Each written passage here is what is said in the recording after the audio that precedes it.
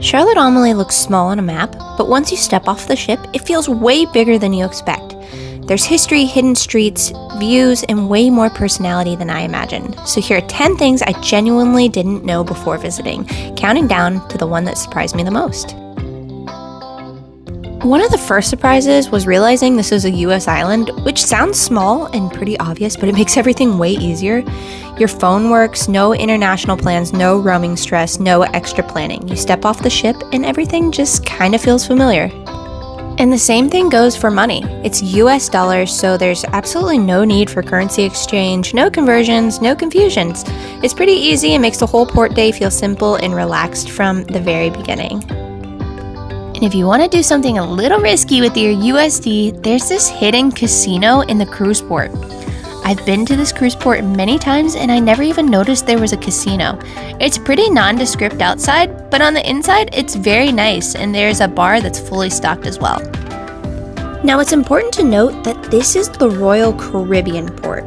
So if you're sailing with somebody else, chances are you might not be in this exact port area. This is something that people don't always realize. The cruise ships don't all dock in the same place.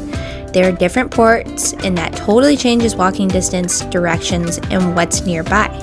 So when you're planning your day, that actually matters a bit more than you think, so make sure you pay attention to where you'll be coming in to Charlotte Amalie.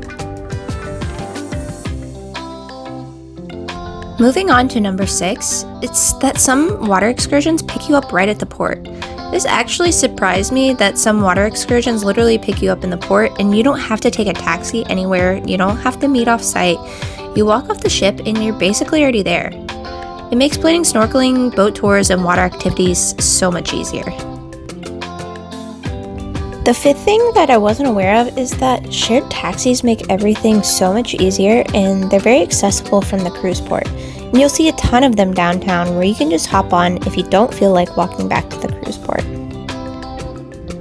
Alternatively, you can absolutely walk downtown and back to the cruise port, but traffic patterns are different because they drive on opposite sides of the road, so make sure you're paying attention. One of my absolute favorite surprises in Charlotte Amalie was the waterfront walkway. It's very calm, scenic, and not chaotic like some of the other cruise ports. It's the kind of place where you just kind of slow down, take a walk, take some photos, and enjoy the views without rushing. Now on to the number 2 spot. Downtown isn't just shops, it's layered with real history. You've got places like the famous 99 Steps, old forts and castles, and even historic spots like Hotel 1829, one of the oldest hotels in the Caribbean. You're not just sightseeing, you're walking through preserved history, and it's absolutely beautiful. Now these clips are actually from the walk that my friends and I did last time I was in Charlotte Amalie. We walked from the cruise port all the way to historic Blackbeard's Castle. It was about a 45-minute walk one way to get there, and there was a lot of uphill, so if you have some issues with mobility, it might not be the best walk for you, but I'm sure you could always take a taxi here as well to get a peek at this historic site.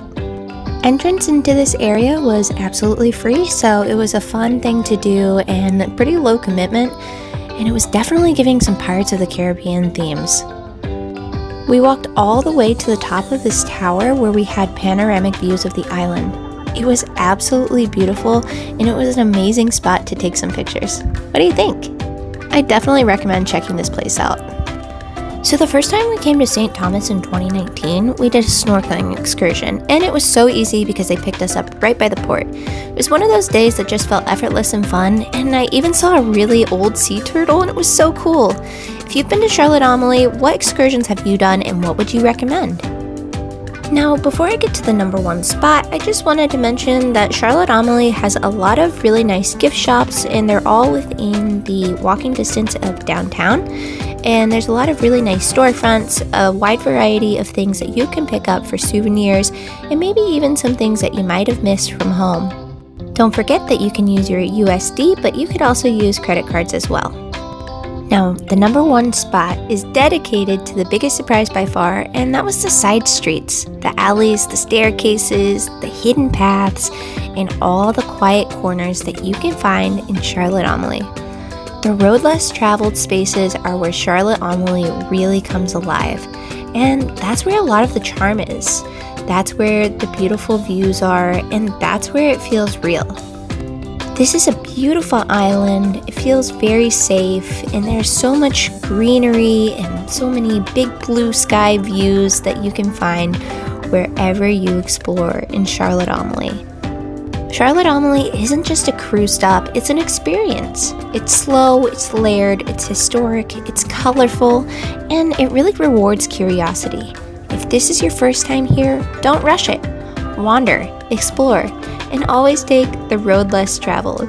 Save this for your cruise stop and follow for more real cruise port guides and even more travel tips from Abroad That Travels. Thank you guys so much for watching this video, and I hope you take the time to explore the rest of my channel. I've been to Charlotte Amalie a few times, but I'm interested to hear what you guys think. What were your impressions of the island, and what were your big takeaways from your visit and your time here in the US Virgin Islands? Also, this is my first time making a video like this. We live on cruise ships and tour all around the Caribbean and other parts of the world, so if you like this video, let me know, and let me know which place I should do next. Thanks for watching. I hope you'll subscribe to see where we end up next. Bye!